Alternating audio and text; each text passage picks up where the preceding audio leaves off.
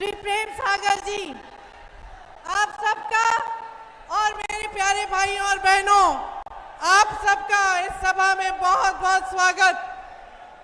मुझे देर हो गई और आपने इतना समय मेरा इंतजार किया, इसके लिए मैं माफी चाहती हूँ और मैं आपको धन्यवाद भी देना चाहती हूँ। ये जो आपकी धरती है, ये एक पवित्र धरती है, आध्यात्मिक धरती है।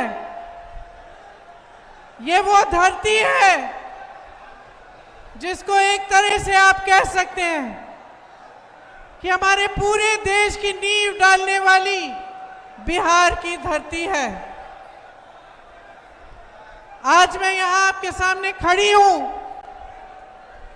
मैं चाहती हूं कि सबसे पहले आप अपने आप को पहचाने, अपने प्रदेश को पहचाने, ये पहचाने कि आपका जो ये प्रदेश है, इसने भारत की नींव डाली है, भारत का निर्माण किया है, भारत की स्वतंत्रता का जो संग्राम है उसकी शुरुआत आपके ही प्रदेश से हुई। आपके प्रदेश ने दुनिया को गौतम बुद्ध जी दिए। आपके प्रदेश ने महात्मा गांधी जी को प्रेरित किया कि यहाँ चंपारण से, बिहार के चंपारण से सत्याग्रह शुरू किया जाना चाहिए।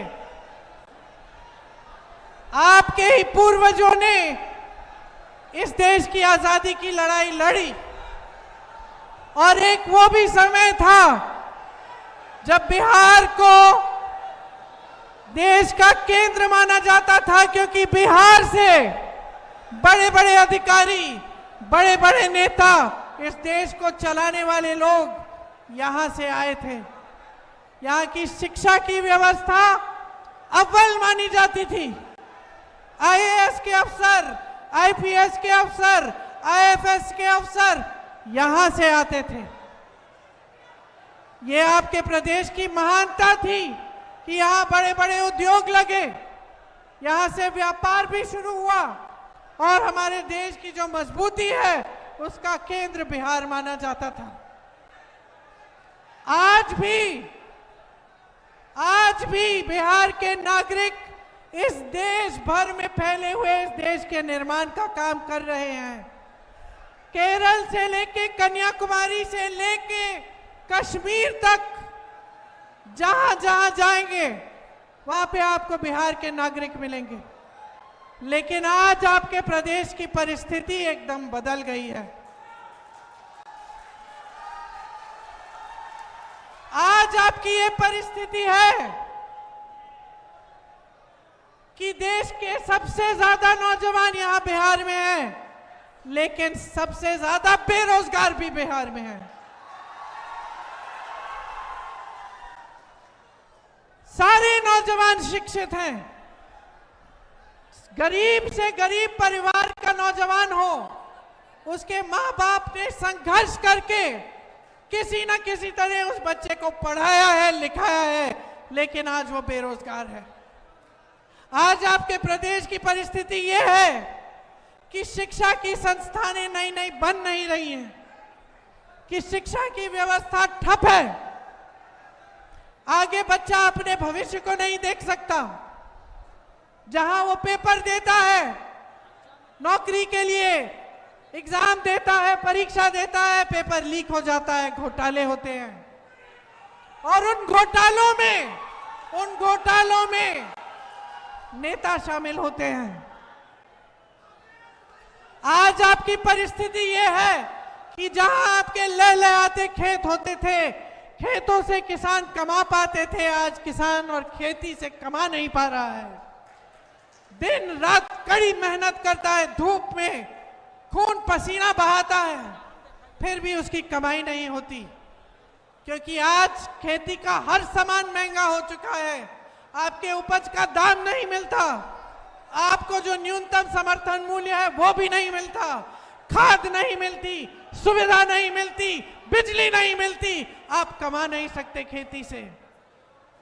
आज बिहार की ये परिस्थिति है कि छोटे उद्योग, जो एक समय में इस देश की रीढ़ की हड्डी थी, आज वो भी ठप हो गए हैं।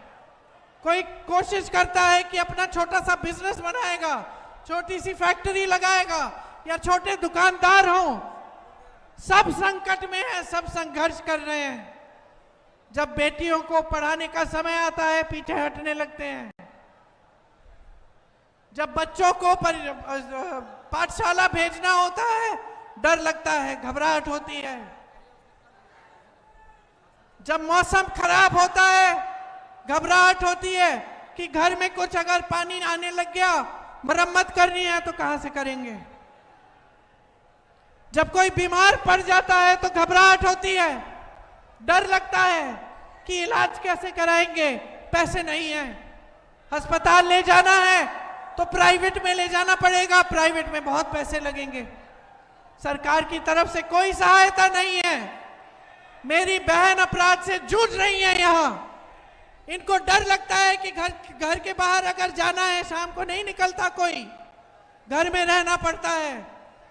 अपराध बढ़ रहा है, महिलाओं के खिलाफ, बच्चों के खिलाफ, अल्पसंख्यकों के खिलाफ, पिछड़ी जातियों के खिलाफ, अति पिछड़ी जातियों के खिलाफ और दलितों के खिलाफ 3 गुना बढ़ चुका है। कोई रोक नहीं है। यहां आपके क्षेत्र में बालू की माफिया हावी है और बालू की माफिया से कौन मिला हुआ है आप बताओ, आप बताओ।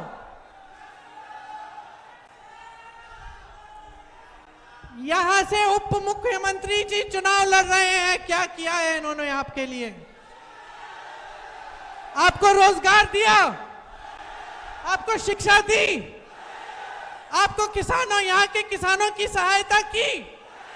बाढ़ आती है तो सहायता मिलती है आपको।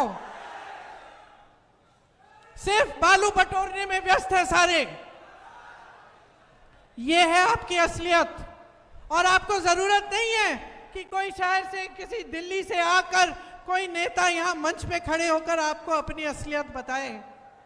अगर यहां पे रोजगार मिलते तो यहां की आधी आबादी पलायन करके बड़े बड़े शहरों में नहीं जाती।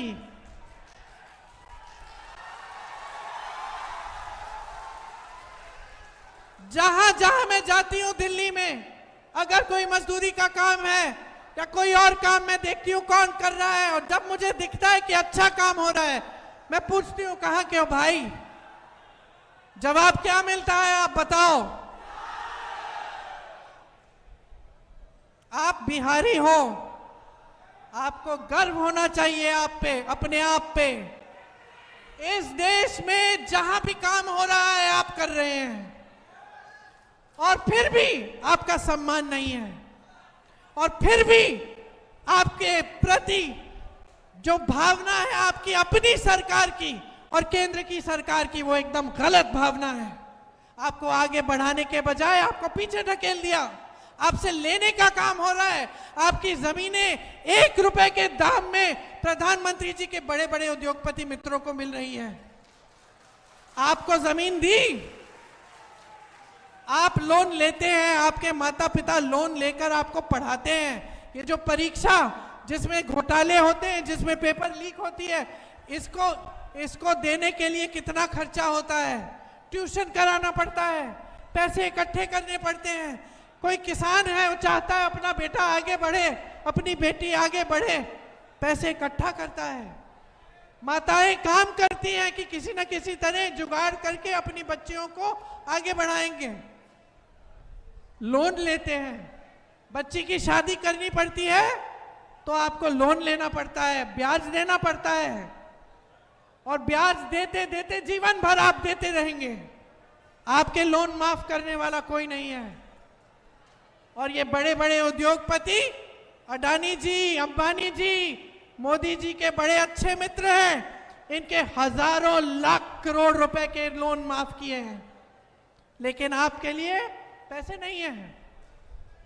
जितने बड़े बड़े उद्योग होते थे जिससे आप लोगों को नौकरियां मिलती थी, जिन नौकरियों के लिए सब तड़पते थे कि हमें सरकारी नौकरी चाहिए ताकि हमें पेंशन मिले, सबसे पहले तो पेंशन रद्द कर दिया पुराना। उसके बाद निजीकरण द्वारा, ठेकेदारी द्वारा आपकी सारी नौकरियां खत्म हो रही हैं, सब ठेके पे है आज। और कमा कौन रहा है? आप खुद कह रहे हो। यहां खड़े हैं नौजवान, खड़े हैं नौजवान। अग्निवीर से बताओ किसका फायदा हो रहा है? सेना का फायदा नहीं हो रहा है, देश का फायदा नहीं हो रहा है, देश का फायदा नहीं हो रहा है, सेना का फायदा नहीं हो रहा है, नौजवानों का फायदा नहीं हो रहा है, तो किसका फायदा हो रहा है? क्यों बनाई ये स्कीम? ये जो सरकारें हैं ये सिर्फ और सिर्फ बड़े उद्योगपतियों के फायदे के लिए चल रही हैं, बस, और कुछ नहीं है। इनको कुछ दिखता ही नहीं है। मोदी जी जब पूछो कहीं किसी देश में भ्रमण कर रहे हैं या फिर अपने अपमानों की गिनती गिना रहे हैं कि मुझे इसने अपमानित किया, उसने मुझे गाली दी, ऐसा कहा वैसा कहा। अरे भैया रोना बंद कीजिए, आप प्रधानमंत्री हैं, इस देश के प्रधानमंत्री हैं। देश रो रहा है, नौजवान रो रहे हैं, नौकरी मांग रहे हैं, रोजगार मांग रहे हैं, शिक्षा मांग रहे हैं, किसान मदद मांग रहे हैं, और आप अपना रोना धोना कर रहे हैं। और ताज्जुब की बात है, ताज्जुब की बात है मेरे भाइयों और बहनों, कि जैसे आपकी सुनवाई नहीं है आज के दिन, वैसे आपके जो मुख्यमंत्री हैं उनकी भी सुनवाई नहीं है। आज जो मुख्यमंत्री जी हैं उनकी केंद्र में कोई सुनवाई नहीं है। सरकार चल रही है, सिंगल इंजन से चल रही है, कोई डबल इंजन नहीं है, और ये सिंगल इंजन मोदी जी चला रहे हैं। जो निर्णय बिहार की जनता के हैं, जो संपत्ति बिहार की जनता की है, जो निर्णय बिहार के मुख्यमंत्री जी को लेने चाहिए, वो सब केंद्र में लिए जा रहे हैं, दिल्ली में लिए जा रहे हैं। आज बिहार की असलियत ये है मेरे भाइयों और बहनों। अब मैं आपको असलियत, सुनिए, मैं आपको असलियत समझाने नहीं आई हूं, क्योंकि ये असलियत आप जी रहे हो। ये मेरी बहनें जो यहां बैठी हैं ये जी रही हैं, ये जानती हैं कि कितना संघर्ष का जीवन होता है महिला का। चाहे जो भी महिला हो, ये वर्दी पहन के महिलाएं खड़ी हैं, इनका भी संघर्ष का जीवन है। ये संघर्ष करके ये वर्दी पहनी है। आप खड़ी हो, आपने संघर्ष किया अपने जीवन में, मैं आपको जानती नहीं हूं, लेकिन आप महिलाओं में ये जानती हूं कि आपका कोई संघर्ष होगा। मैं जानती हूं कि समाज ने सहायता नहीं की, आपने हमेशा संघर्ष किया। इस देश की महिला ने इस देश को बनाया, इस समाज को एक रखा, मजबूत बनाया, जो आगे वाली पीढ़ी है उसको सिखाया, उसकी परवरिश की, उसको बचा के रखा, उसकी देखभाल की। लेकिन आज इस देश की महिला असुरक्षित है, बिहार की महिला असुरक्षित है, और उसके लिए कुछ नहीं किया जा रहा है। क्या किया जा रहा है मैं बताती हूं। चुनाव आ रहा है, चुनाव के एक हफ्ते पहले अचानक जो सरकार 20 साल के लिए चली, जिसने 20 सालों के लिए महिलाओं को कुछ नहीं दिया, चुनाव के एक हफ्ते पहले अचानक 10,000 रुपए देने लग गई।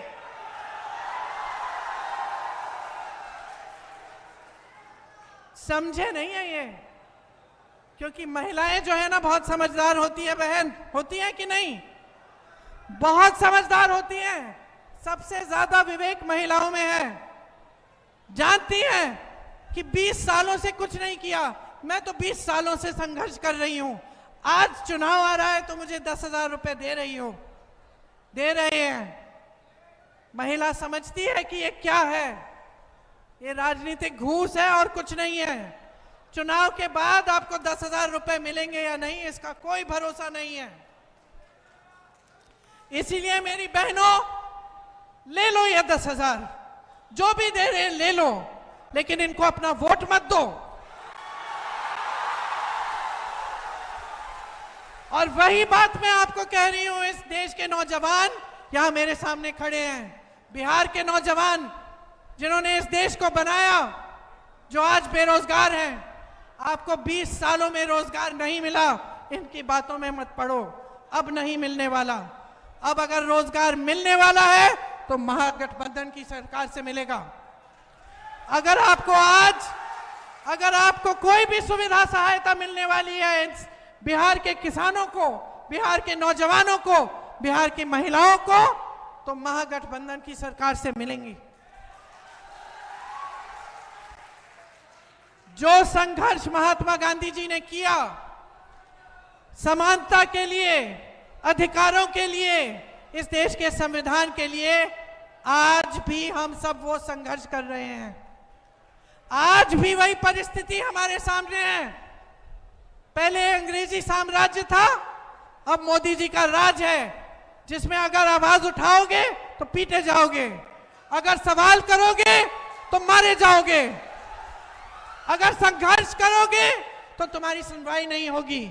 अगर बहुत सारे पैसे वाले होंगे, अगर बड़े बड़े उद्योगपति होंगे, तो तुम्हारी पूरी सुनवाई हो जाएगी। ये है मोदी जी की सरकार, और इस सच्चाई को आज इस देश की जनता समझ चुकी है, बिहार की जनता समझ चुकी है। महागठबंधन कह रहा है, हम लोग कह रहे हैं कि हम आपके लिए कई स्कीमें लाना चाहते हैं। पहली ये है कि 25 लाख का इलाज आपको मुफ्त में मिलेगा।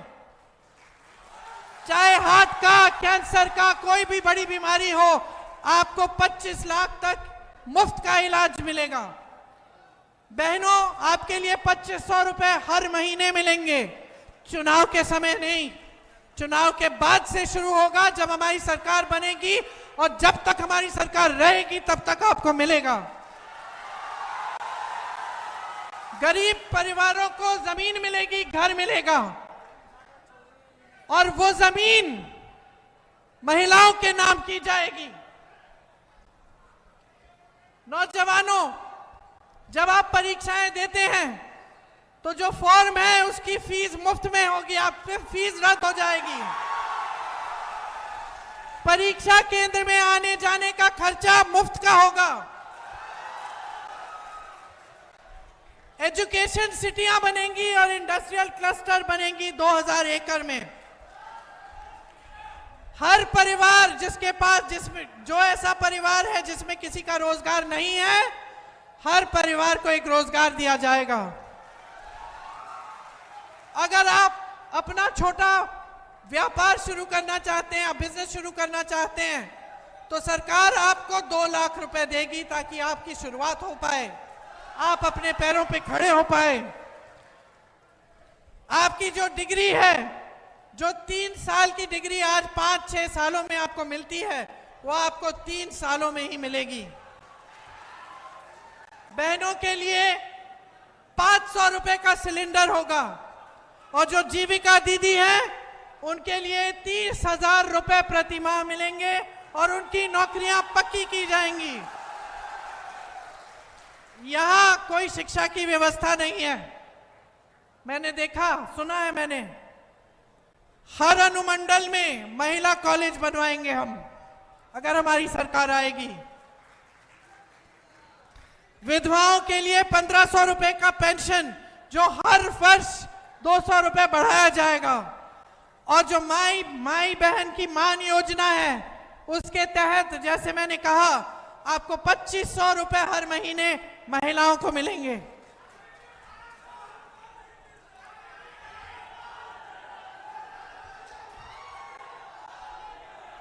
संविदा कर्मी और आउटसोर्सिंग पर कार्यरत कर्मचारियों को स्थायी बनाया जाएगा। और मैंने पेंशन की बात की, पुराना पेंशन लागू होगा बिहार में। दिव्यांग पेंशन 3000 रुपए प्रति माह। 5 नए एक्सप्रेसवे बनाएंगे। हर विधानसभा में स्थानीय रोजगार को बढ़ावा देने के लिए 10 करोड़ रुपए अलग से दिए जाएंगे। किसानों को न्यूनतम समर्थन मूल्य की गारंटी देते हैं हम। स्थान और मंडी की व्यवस्था दिलवाएंगे, और मनरेगा में 300 रुपए प्रतिदिन आपको मिलेंगे, और काम के दिन दोगुने करेंगे। बिहार में 200 यूनिट बिजली मुफ्त में मिलेगी। पंचायती राज और नगर निकायों में ईबीसी आरक्षण 30% और एससी आरक्षण 20% होगा। अति पिछड़ा वर्ग अत्याचार निवारण अधिनियम बनाया जाएगा, जिससे आप पर जो अत्याचार हो रहे हैं वो बंद हो। और निजी शिक्षा के संस्थानों में भी आपके लिए आरक्षण लागू होगा। ये सब काम हम करना चाहते हैं और करेंगे, और ये खोखली बातें नहीं हैं। आप देख लीजिए, आप पलायन करके बड़े बड़े शहरों में काम करते हैं, कर्नाटका में देखिए, तेलंगाना में देखिए, आपके जो रिश्तेदार हैं, दोस्त हैं जो वहां काम कर रहे हैं, उनसे पूछिए। ये तमाम चीजें ऐसे लागू कर रखी हैं। कांग्रेस की सरकारों ने, जब राजस्थान में सरकार थी तो 25 लाख का स्वास्थ्य बीमा मिलता था। मैं ऐसे लोगों से मिली जिनके हार्ट की सर्जरियां मुफ्त में हुई थी। रोजगार की व्यवस्थाएं बन रही हैं। आगे बढ़ रहा है वो प्रदेश जहां कांग्रेस की सरकार है, जहां गठबंधन की सरकारें हैं, महागठबंधन की सरकारें हैं। इसलिए यहां पे आप महागठबंधन की सरकार बनाइए, अपने जीवन और अपने भविष्य को बदल डालिए। बहुत हो गया है, बहुत हो गया है। आपने बहुत बातें सुनी है बड़े बड़े नेताओं की, आपने बहुत वादे सुन लिए, सब कुछ देख लिया। अब बदलाव का समय है। बदलाव लाओ, अपना भविष्य मजबूत बनाओ। कांग्रेस के 2 उम्मीदवार आपके सामने खड़े हैं। महागठबंधन के उम्मीदवार हैं विनोद चौधरी जी सिकंदरा विधानसभा के, और अमरेश कुमार जी आपकी विधानसभा के लखीसराय से। आप इनको भारी से भारी बहुमत से जिताइए, महागठबंधन की सरकार लाइए। एक बार जोर से मेरे साथ बोलिए, बिहार की धरती की, बिहार की धरती की, बिहार की धरती की जय